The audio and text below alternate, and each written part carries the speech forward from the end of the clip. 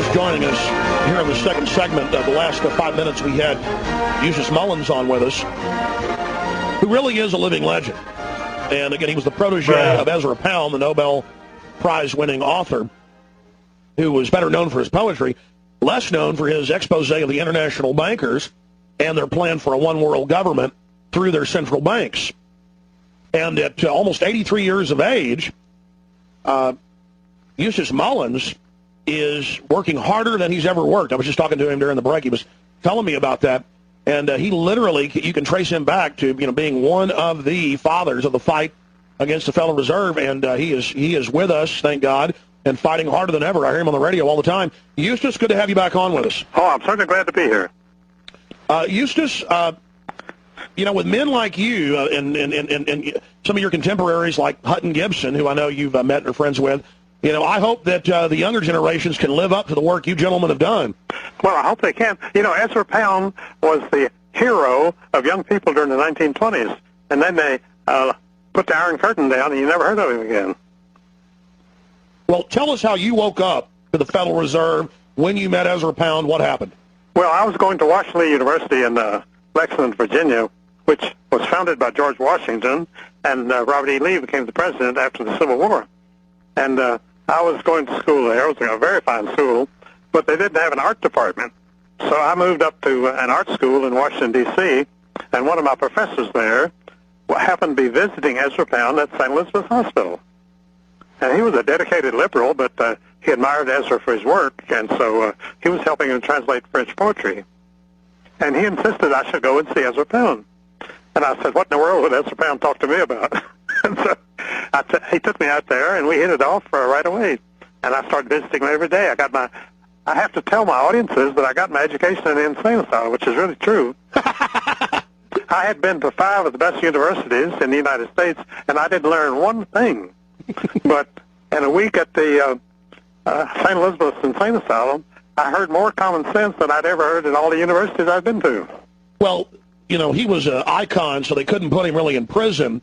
And so for preaching against the war and talking about how it was staged, they did what the Soviets would do. They just grabbed him and put him in the mental institution. Oh, yes, that was a favorite technique of Stalin anyway.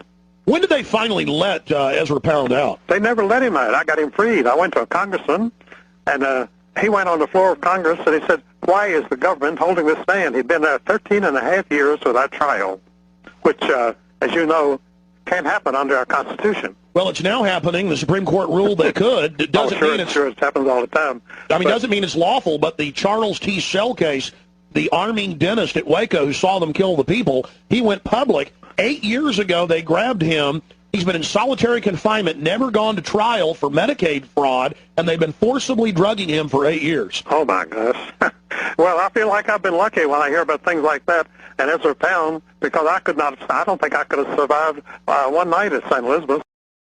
What year when did you first meet Ezra Pound? What year was that? 1948, and I got him out in 1958, 10 years later. You see, he had a lawyer in New York named Julian Cornell who was supposed to represent him, and he represented him by never filing a single paper in his behalf. So I sat there for 10 years with him, and I took a friend of mine, a famous newspaper man named Rex Serpent Levman, and so I introduced Rex to Ezra Pound, and he sat down and talked to him, and finally Rex said, well, you don't belong in here. And Ezra said, well, I don't know that. And he said, well, I'm going to do something about it. And Rex knew all the prominent people in Washington, D.C., so he found this congressman that owed him a favor, and he asked him to go on the floor of Congress. So he asked, why is the government holding this man? And they had no answer because they never had any case against him whatsoever. Well, that's classic, where lawyers get control of somebody's estate. Oh, it is. And then help commit them or don't defend them. Well, usually they do things like that for money. Well, absolutely. So I mean, you go in there and you're getting this classical education, high quality education. I mean, describe for us what it was first like. I'm sure when you first started talking to Ezra Pound, what was this like? Well, it was kind of strange at first. It was a little frightening because we were surrounded by lunatics. People making faces at you and walking up and down and muttering and so forth. I mean, this is not usual in an educational system, But we talked and we just ignored everybody. And it worked for all the years that I was there.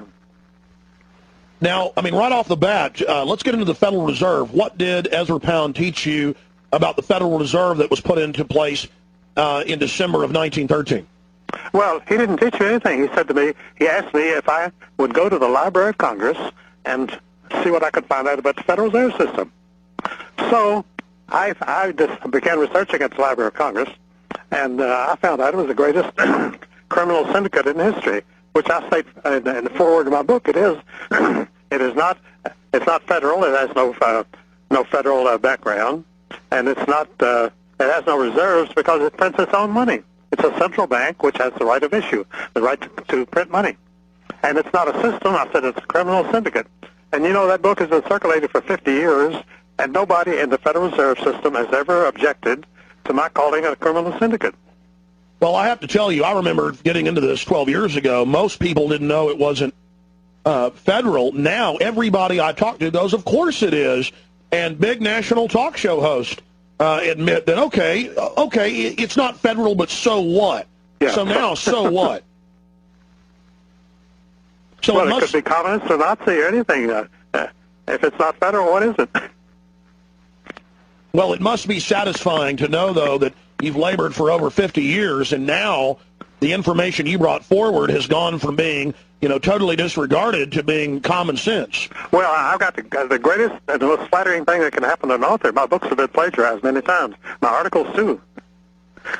And so that just, it feeds the fire, it keeps the flames going. I've noticed that. I've read probably 10 books on the Federal Reserve, and most of them are just regurgitations of your definitive book. Oh, some of them I'd write rip-offs, a complete plagiarism of the entire book. I know, I've noticed that. Why don't you tell folks about your definitive book? Well, when Ezra got me into this and I got into it, he said, you've got to write this as a detective story. He realized it was a criminal operation. See, up to that time, he thought of international bankers as conspirators and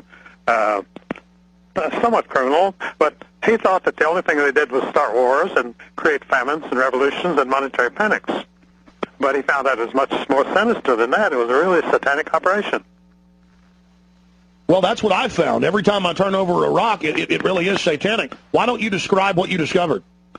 Well, what I discovered was that the most famous names in this country, the biggest and most important and influential people, like J.P. Morgan, who always had a man in the White House talking to the president, and these people were running the country, and they were running the world.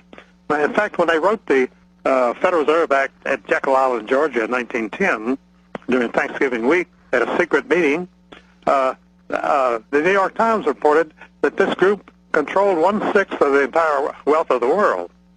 In fact, they probably control more than that. They probably control it all right now. Well, they certainly have got the lion's share of it, which gives them the power to steer society. Oh, it certainly does, because when you have the controlling interest, it's yours.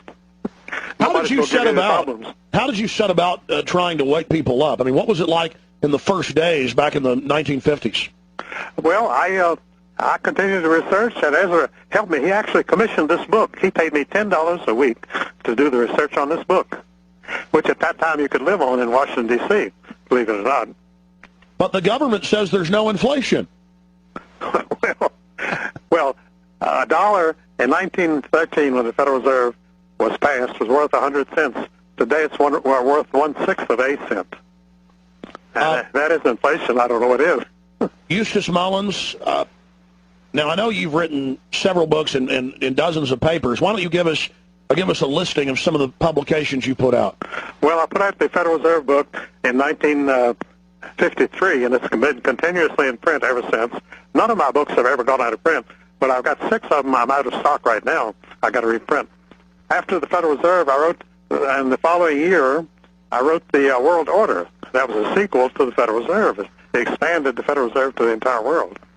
And after that, I wrote the Curse of Canaan, which was a study of demonology in history. I found out that demonology has been constant on this earth ever since the beginning of man. And I followed that with the only history of the American Medical Association, which I call Murder by Injection, and which has been a bestseller. One of my biggest fans is Minister Farrakhan, who's trying to educate African American people that their biggest enemy is their diet. And he's trying to help them in that way, and he's having a lot of success. Absolutely. Stay there, Eustace. We're going to come back.